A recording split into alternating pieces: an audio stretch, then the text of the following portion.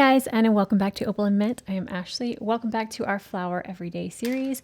We're painting a flower every single day in the month of July, and we're on day 11. So today we're going to be painting a flower with a bee on it. I thought this was fun, a little different, and we could do a little bit of animals like we did the ladybug earlier. But if you're not up for doing a bumblebee, you can just do the flower and that's fine. This is going to be a very simple flower. I am still using Meeden paper. However, I am going to try out the rough paper. I went through my cold press one. It is now empty. I did order another one. But until that gets here, we're going to use the rough paper. And it's honestly not that much different. So here we go. All right, let's get this off the block. So if you have not watched the rest of this series, we are using photos from subscribers that y'all have sent in. And you can download these photos from our website, opalandmint.com, if you would like to have the photo for your personal reference as well. Okay, should we use 31 Purple Fish? Okay. I'm going to use some of my 31 Purple Fish collection. Obviously, I have quite a large collection, and this is not all. I have several more. I need to get another palette. These kind of dry and crack, so you have to be very careful with how you store them. Since I do get questions on the supplies that I'm using, I wanted to let you know because I might get questions. 31 Purple Fish is a handmade brand. She only launches colors on Fridays, and they're different every time. So you can't just go and pick up the same color. But if you are interested in this brand, go to her Instagram, follow her there, watch her stories. She'll let you know when she's launching paint, and go to the website as soon as it launches because they sell out immediately. Obviously you are able to get paint because look how much I have. I've got a lot from them. Okay, let's just dive into this. This flower is a side-facing flower, and it's kind of coming from off the page here. I feel like we're just going to paint it like it is. All right, so we're going to start with the flower. Right now I am using, let's clean this paint off. I'm using Christy Rice's cat's tongue brush. So this is a small cat's tongue, but you can use your round brush, whatever you have. So. All right, so I'm going to use my brighter yellow first for the petals, and then we'll use a deeper one for just that little inside. Okay, so we're going to start, and the bottom of this petal, wow, is kind of flat, and then we're going to kind of come up. It's kind of got a couple of points on it, so you can kind of adjust that how you wish. And I just want you to keep this one super, super loose. So this one's got a petal coming out this way that's kind of skinny. Come up this way. There we go. And then we have some petals that are behind.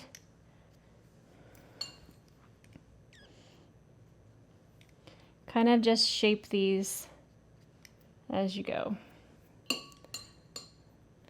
I feel like it needs to go out this way a little bit more. So there we go. Don't worry about making it perfect. All right, and then I'm going to take my deeper yellow. Maybe that one's not deep enough. Kind of tap in a center.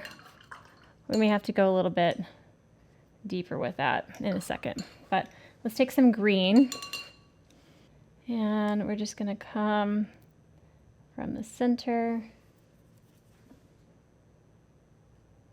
Just kind of pull that stem down like so. And there's actually some little ones coming up at the bottom here. It's a little bud that I just want to put on here because it's fun.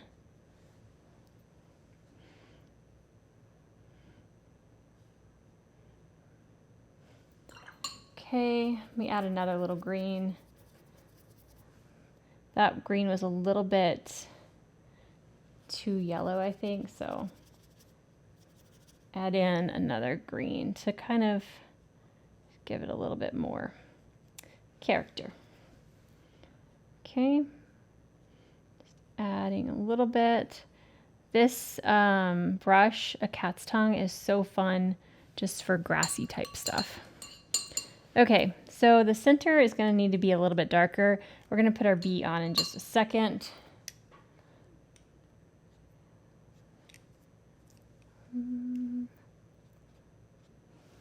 Taking some darker pigment and just putting in some little veining marks now. It's still wet, but if you have a thicker paint on your brush, it will still show up.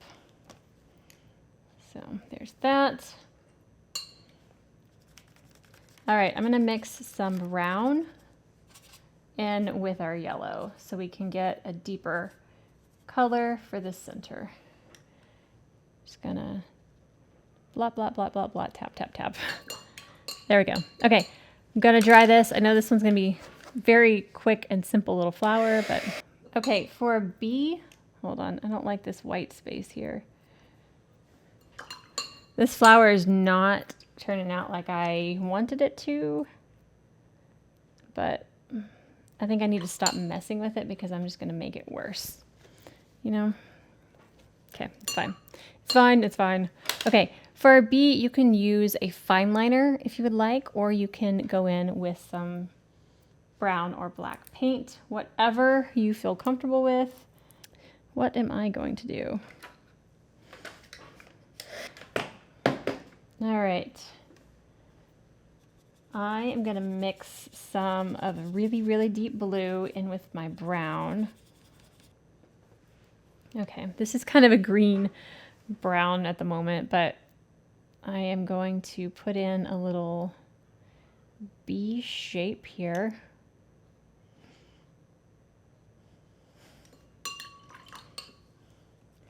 Tap in a little bit of yellow for just the little yellow spots.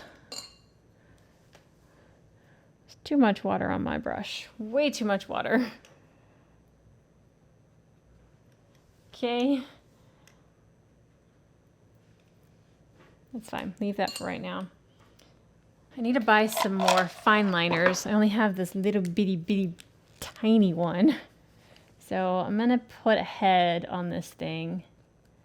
Oh, this is way too small and it's not showing up at all. This one's even tinier, I believe. Okay. So just filling this in. Okay, and then got some limbs coming out. Just kind of make it light and sketchy. Don't worry too much about the shape of it. Got a leg coming down this way, this way. This looks very insecty. It's not a cute one. I was trying to go for cute and this is not cute. Oh dear. Not cute at all.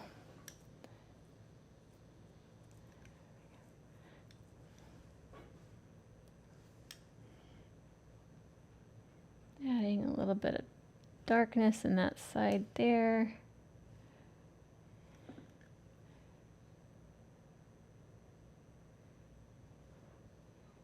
Filling in the head some more. I'm actually painting over those legs. I don't like this pin marks. Okay, so there's a little bee. Not my favorite bee I've ever done, but all right, let's finish this one up. We are running out of time. So I'm gonna get some of my yellow again, and I want this to be super dry. So I'm taking a lot of water out of this, and I'm just going to put it on its side and kind of dry brush.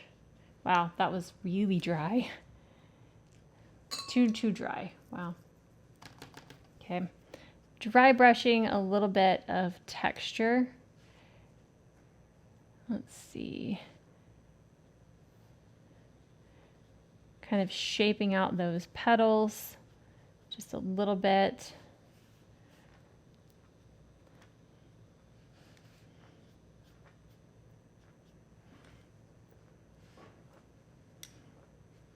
Okay, I think I'm gonna leave it there. It's not the greatest, but that's okay.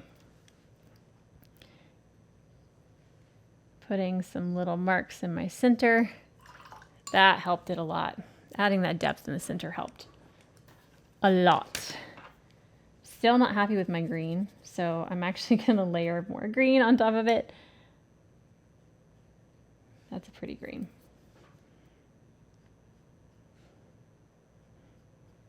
This brush is a really fun one to make little sketchy stroke marks.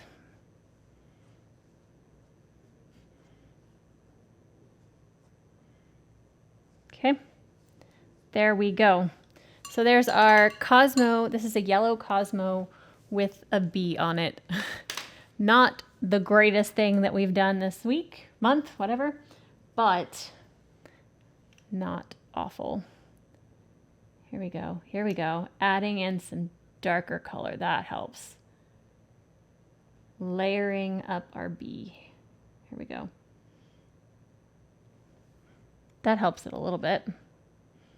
Makes it look like that yellow bit is fuzzy when you do a little.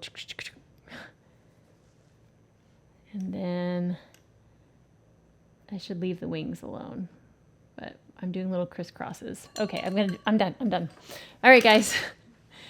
Oh goodness, that is it for today. I hope you enjoyed day 11. Come back tomorrow for what kind of flower are you? Get a little preview, so maybe we'll want to come back. Oh my goodness, here we go. That looks like a dahlia. We shall see. Oh, that's beautiful. How are we going to paint it? I don't know, but we will.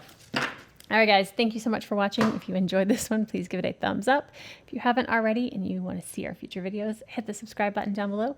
See you guys next time. Bye. Day 11, 7, 9, 10.